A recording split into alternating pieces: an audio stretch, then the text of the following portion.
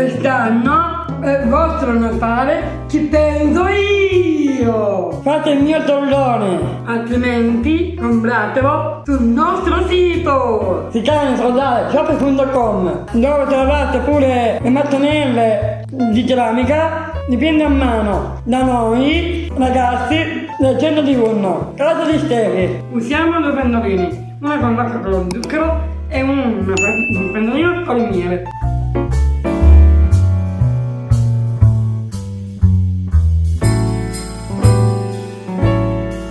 In questo pendolino mettiamo il miele. Trasferiamoci ai pannelli. A questo zucchero una parte e miele un'altra parte. A forma bassissima, mi raccomando. Acqua e zucchero 145 gradi. Per il miele 125. Oggi non mi sporco le mani. Usiamo la planetaria.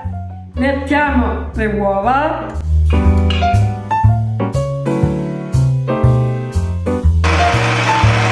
E lo zucchero. Mi raccomando, l'uovo deve essere schiumoso, non a neve. Mettiamo il miele sulle uova mondate a filo. Mettiamo lo zucchero.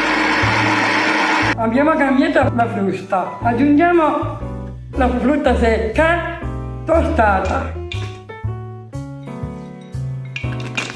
Appena caldi. Mettiamo il composto del tollone su un strato di ostia.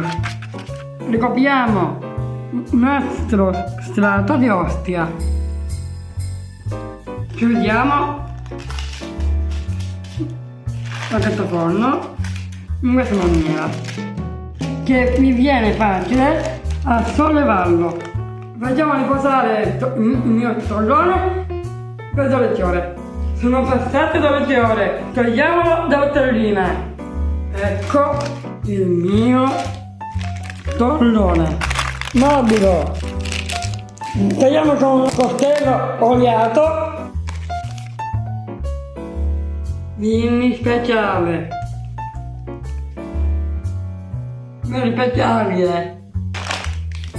Vi faccio vedere una delle nostre creazioni che ho fatto con gli altri miei amici, con la piastrella e il tollone che stiamo facendo finora. Potete acquistarle sul nostro sito. Potete trovare altre nocciole, pistacchio e cioccolato o pistacchio, nocciole o mandorle. Mi raccomando, acquistate e sosteneteci. Ciao!